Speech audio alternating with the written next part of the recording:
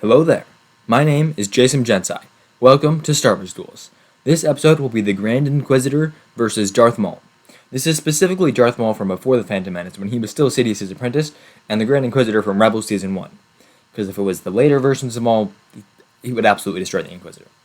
If you have never seen an episode of Star Wars Duels, this is how it is going to work. First, I'll analyze the two characters' physical abilities. Then, I'll go over their force abilities. After that, I'll finish up the analysis by studying their tactics and style. Finally, I'll describe a one-on-one duel scenario. The battlefield for that scenario will be the rotting forests of Dathomir. The sun is a dark side being native to the place known as Mortis. Hang on. Wrong script. Ooh. The Grand Inquisitor is a Pau'an. Pau'ans are lanky with dry white skin and carnivorous teeth, but what you can't tell by looking at them is that they can live up to 700 years old and have hypersensitive hearing. Because of his fragile ears, the Grand Inquisitor wears these earmuff things. The Grand Inquisitor is strong, but his style emphasizes his speed and skill. He uses his long reach to great effect in his duels with Canon. He is also very adept at weaning out of the way of attacks. He has numerous purposely close calls that allow him to more quickly counterattack. In their final duel, Canon lets go of fear and incorporates more dodging into his style as well, allowing us to see how effective that strategy is. While he is not the strongest or the fastest, the Grand Inquisitor is very dangerous.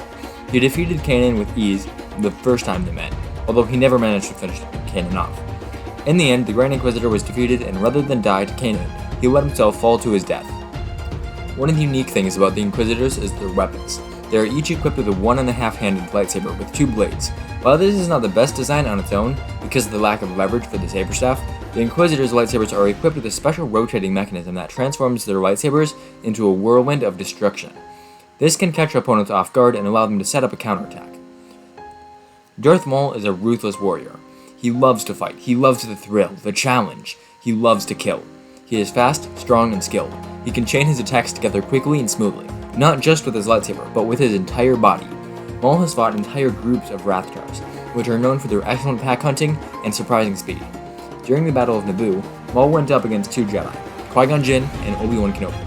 He fought them off for a while before managing to knock Kenobi off the edge of the platform. However, he left himself open and Qui-Gon managed to knock him down after Kenobi. Qui-Gon quickly jumped down after Maul, but Kenobi had fallen 2 platforms down while Maul only fell 1, which split the Jedi up. With Kenobi and Jinn split, Maul was able to quickly finish off Qui-Gon with Kenobi only able to watch. Then he beat Kenobi, though not before getting his lightsaber slashed in half. Speaking of his lightsaber, Darth Maul wielded a dual-bladed lightsaber. The handle was long to provide plenty of leverage, but also left it open to getting slashed in half, as Kenobi demonstrated. He fought with it using staff techniques. Maul is clearly the physically superior combatant. The Inquisitor is good, but he is nothing special. His lightsaber is gimmicky, but doesn't give him a huge edge.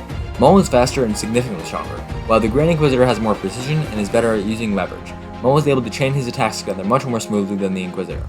Maul dominates physically. When it comes to the Force though, the Grand Inquisitor is predictable, but effective. In his first 3 duels with Canon, he ends the fight with a Force push. In their last duel, Canon used the blaster function on Ezra's lightsaber to keep the Grand Inquisitor busy every time he danced away to mid-ranges, which I believe is why he doesn't use the Force in that fight. Although he is certainly not the strongest Force user, and he usually utilizes basic Force powers like a Force push, the Grand Inquisitor's Force powers are a big factor of his fights, simply because he doesn't forget to use them. Darth Maul is strong with the Force. He was chosen by Sidious as an apprentice for that reason. However, due to his training and his temperament, Maul naturally gravitated towards lightsaber combat over Force combat. However, Force powers still come as second nature to him. In his duel with the Jedi on Naboo, he uses the Force twice. The first is to open a door so that he could retreat further, and the second is a Force push, knocking Kenobi into a hole and defeating him. Although twice may not seem like a lot, it's more than both Qui-Gon Jinn and Obi-Wan combined. It may seem like Maul is the more powerful of the two, since he has more natural talent and more strength, but I think the Inquisitor is the better Force user. If it came down to just Force abilities, Maul would win because he has slightly more power. But it is more complicated than that. While Maul would win without his lightsaber, with his lightsaber he is far less likely to resort to the Force, while the Inquisitor, while less likely, is going to be just a little bit less likely. I think the Inquisitor's more frequent use of the Force earns him the advantage when it comes to Force abilities, though only a slight advantage. Tactically, this fight is very interesting. The Inquisitor claims to be able to recognize Canon jars as the people of Deep Balaba after only a few exchanges of lightsaber blows. He cites Canon's use of Form 3 in close quarters combat. Yet many Jedi use Form 3, and while Jedi usually have a similar style to their master, you would have to have memorized far more than is believable to be able to identify someone's master based on a few strikes. Surely he could simply study Canon's style without needing to study Bulappa's, which would make a lot more sense. What would make this more reasonable is if the Grand Inquisitor identified Canon out of only a few surviving Jedi based on his style as well as his master's, instead of exclusively based on his master's style. Perhaps there was more footage of Deep Bulappa as she had been a Jedi for far longer. Whatever the case, all this proves is that the Grand Inquisitor is a master at identifying styles and taking advantage of them. To me it seems the Grand Inquisitor is a practitioner of Form 6. Form 6 is a jack-of-all-trades form that incorporates elements of all other forms into itself. It also is commonly associated with non-standard weapons, which the Inquisitor's lightsabers definitely qualify as, although I have some thoughts about this that I'll come to later when we discuss Darth Maul's fighting style. I see elements of Form 2 in the Grand Inquisitor's light footwork and precise, single-handed attacks. I see elements of Form 3 in his tight two-handed guard, and how his weight is centered, even when performing acrobatics. The acrobatics and his quick strikes point to Form 4. Occasionally, the Grand Inquisitor will lock Canon into a blade lock, which is reminiscent of Form 5. When elements of at least 4 different forms are clearly in someone's style, it's usually pretty obvious that they are instead a practitioner of Form 6 instead of a practitioner of all 4. The style of Form 6 ties in nicely with his tactics as well. He plans to adapt to his opponent's tactics, so he must be able to counter whatever they throw at him. A blend of all other forms is clearly the most variable and flexible form, so Form 6 is perfect for him, because he can adapt to his opponents. Maul is often described as a savage beast who thirsts for the thrill of the hunt. While that is certainly true to some extent, he is also a cunning warrior. Although it comes later in life, Maul's feat of taking over Mandalore and forming the Shadow Collective demonstrates how much Maul learned from his master. In his duel with Qui-Gon and Obi-Wan, he was able to knock Kenobi off the edge of a bridge, splitting the Jedi up. Once split up, he restrained himself, allowing Qui-Gon to push him back and slowly leading him to the laser shield hallway. Maul is not a master tactician like his master, but he's still incredibly smart, except for one massive weakness. That weakness is his arrogance. All but 1 or 2 fights Maul lost were due to his arrogance, but the most notable of them by far is his duel with Qui-Gon and Obi-Wan. After beating Qui-Gon, Kenobi came at Maul hard. It's debatable whether he could have out-dueled Kenobi with his lightsaber, but I believe he could have. Either way, Maul was able to push Kenobi back into the shaft with a quick force push. With that, he had Kenobi all but defeated. And yet not only did Kenobi survive, but he sliced Maul, and Maul tumbled down into the very shaft he almost killed Kenobi in. This was only possible thanks to Maul's arrogance.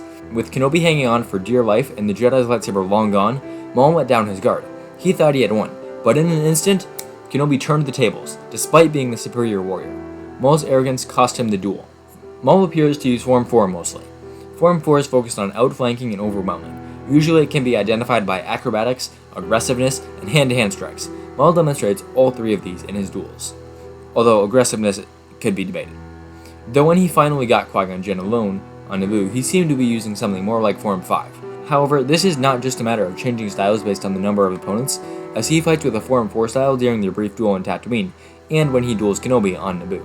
Darth Maul is often credited with usage of Form 6 and Form 7 as well, but I do not think there is quite enough evidence in canon for me to credit either one to him. Form 7 can be identified by its relentless aggression and focus on quick, powerful offensive slashes. Although he was aggressive in his duel with Qui-Gon on Tatooine, he played defensively all throughout his duel in Naboo, even when he had the Jedi separated. Furthermore, Form 4 is already a fairly aggressive style. A user of both Form 4 and Form 7 would not play defensively, even when outmatched. As for Form 6, I just don't see much evidence for it. Then again, I'm kinda terrible at spotting Form 6. It is the form I'm least comfortable with, and it naturally blends in with other forms because of its jack-of-all-trades nature. Alright, time for a tangent. One of the big pieces of evidence used to identify a Form 6 user by a lot of people is some sort of unique weapon, such as dual wielding or a saber staff, which is something that Maul uses. However, I have never really understood that logic, as your weapons shouldn't really determine your style, but rather how you use them. Of course, your weapons can point to your style because of how they are most effectively wielded. For example, a spear, using a lot of Form 1 slashing movements, wouldn't really be that effective with it. But to say that unique weapons all point to the same form seems a little ridiculous. The 2 biggest weaknesses of staves is choosing between range or unwieldiness, and the difficulty with stabbing. Because it is a lightsaber, however, Maul's weapon can extinguish one side, making it less unwieldy in tight spaces, and allowing him to stab easier. Thus, Maul's weapon is able to be really long with relatively little cost. There is still the difficulty of stabbing, however, which makes it difficult to use Form 2, but easy to use Form 1 and Form 4. On the other hand, the stave's two sides allow you to attack from two different sides in very quick succession. This fits neatly into the philosophy of Form 4, which has a focus on overwhelming and outflanking. Just like incorporating kicks and punches into combat, adding a second blade allows you to threaten your opponent from multiple angles. That is why I'd argue that Maul's choice of weapons not only doesn't point to Form 6, but rather points back to Form 4. Make sure to leave a comment if you completely disagree with me, explaining exactly why I'm wrong and all of that. But back to Darth Maul versus the Grand Inquisitor. The Grand Inquisitor is better tactically. Maul would be able to quickly adapt to whatever the Inquisitor does, but he would not adapt as completely as the Grand Inquisitor would adapt to him. The Grand Inquisitor would be able to pick apart Maul's style and tactics and take advantage of him, especially if Maul lets his arrogance take over. If the Grand Inquisitor finds out that Maul has a weakness in arrogance, he'll easily be able to exploit that, and Maul will certainly lose. Although the Grand Inquisitor would not be able to identify Maul and recall everything about his style as written in the archives, he would be able to recognize him as a Form 4 user who is good at chaining attacks together and incorporating kicks into combat. Darth Maul may be superior physically and nearly a match with the Force, but the Grand Inquisitor is beyond Maul tactically. The battlefield is the Forests of Dathomir. Other than its iconic and mysterious appearance, it really isn't that unique of a battlefield. There is cover to hide behind in the form of the drooping trees, and the mist and dim lighting make it easy to stumble on the dark ground, or hide in the shadows. Before I explain who I think would win, let me know who you think would win in the comments. Got it? Great. Now that you've written a wonderful essay about how effortlessly the Grand Inquisitor would defeat the half-baked Sith, or how easily Maul would crush that dark side wannabe, this is my version. Home again, Darth Maul muttered as he walked through the dark forest. Drooping trees surrounded him as far as the eye could see, like a blanket of hands groping toward the blood-red sky. The heavy mist hung in the air, obscuring the ground and playing tricks in the corners of his eyes. Maul breathed in the thick humid air as he strained his eyes for any of the dangerous predators that could kill him in an instant. Of course, if he wasn't a Sith. He smiled cruelly, knowing that nothing on this planet could oppose him. So this is my target, a cold, chanting voice called out of the shadows. Suddenly, a crimson blade burst to life, illuminating a Pau'an wearing a tight black and gray combat suit. I am the Grand Inquisitor, sent by Sith Lord Darth Vader to kill you. The Pau'an's pointed teeth formed a cruel grin as he stepped forward, lightsaber to the side. You know nothing of the Sith, Maul said confidently. They charged at each other. Maul ignited his lightsaber and threw everything he had at his opponent, but his opponent managed to step out of the way of each strike just in time. After a few exchanges, the Inquisitor flung Maul back with a force push. Maul easily flipped backward and smoothly landed on his feet. Maul ignited his second blade as he and the Inquisitor circled each other. Again, he leapt to the Inquisitor, but just before he closed in, a second blade burst from the Inquisitor's lightsaber and his blades began to twirl around like a shield. Maul was caught off guard. He backpedaled a few steps before leaping over the Inquisitor and landing with a sudden flurry of attacks that sent the Inquisitor backpedaling. The Inquisitor tried to surprise Maul with the quick spin of those blades again, but Maul twisted the weapon out of the Inquisitor's hand. Maul quickly followed up with another set of attacks, but the Inquisitor ducked and dodged them before leaping over Maul and retrieving his lightsaber with the Force. Maul growled in frustration before charging forward yet again, but the Inquisitor knocked him back with a Force push. As he regained his footing, the Inquisitor lightsaber spun toward him. He dove to the side just as the Inquisitor's thrown lightsaber zipped by him. He rolled to his feet as the lightsaber flew back into the Inquisitor's waiting hand. He could feel that he was faster and stronger, but the Inquisitor continued to keep him at bay. It infuriated him. He let himself feel his passion, letting it consume him and directing it towards the Pau'an. Hopefully this would be over soon. But strike after strike was met by the Inquisitor. Finally, he landed a solid kick to the knee. The Inquisitor quickly jumped back, while closed the distance immediately following up his attack. Soon he landed a headbutt to the face, which sent the Inquisitor reeling. He charged again, but he was met with a blindingly fast kick to the face. He spun around, feeling himself with the pain. His blade locked with the Inquisitor's, and he shoved him back into a tree. Suddenly, the Inquisitor's blades began to twirl. Maul hastily stepped back before quickly disarming the Inquisitor with a powerful uppercut. The Inquisitor's hand shot forward to launch a force push, but Maul's blade was faster. The Inquisitor looked down in shock as his severed hand dropped to the ground. A look of pure terror crossed the Inquisitor's pale face an instant before Maul stabbed him in the chest, and thus I declare Darth Maul victorious. The Grand Inquisitor has a wealth of knowledge about fighting Jedi, and he is clearly very skilled, but he is not quite Sith material, whereas Maul had enough potential to attract the attention of Darth Sidious.